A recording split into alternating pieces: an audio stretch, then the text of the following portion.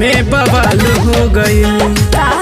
जिया जिया ए माल तोहर ऐसन बचल पूरा गौवा में बवाल हो गइल। अच्छा तोहरा चलते बुरा हाल हो गइल। कितना नवही लोग कंगाल हो गइल।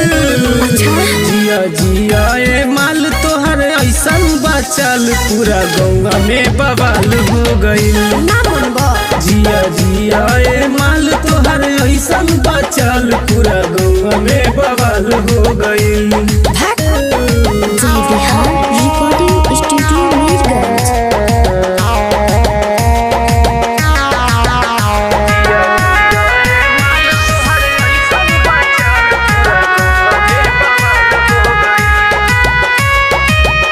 ऐसन चाल चले लुला पकौआ तहरा पीछे पड़ल पूरा गौआ।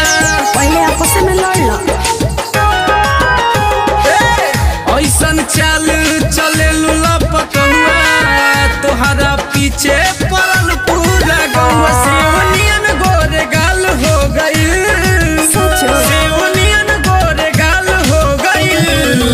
जिया जिया ए माल तोहर ऐसन बचल पूरा गौवा में बवाल हो गइल। जिया जिया ए माल तोहर ऐसन बचल पूरा गौवा में बवाल हो गइल।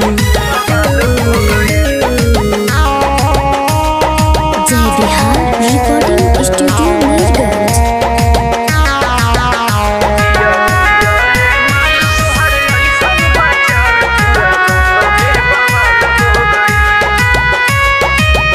ऐसन सेंट महकवलू ए गोरी सब कर मन बहकवलू ए गोरी। ऐसन सेंट महकवलू ए गोरी सब कर मन बहकवलू ए गोरी। सिकसक के मन बेताल हो गइल। अब आकाशवा बेहाल हो गइल। जिया जिया ए माल तोहर ऐसन बचल पूरा गौवा में बवाल हो गइल। जिया जिया ए माल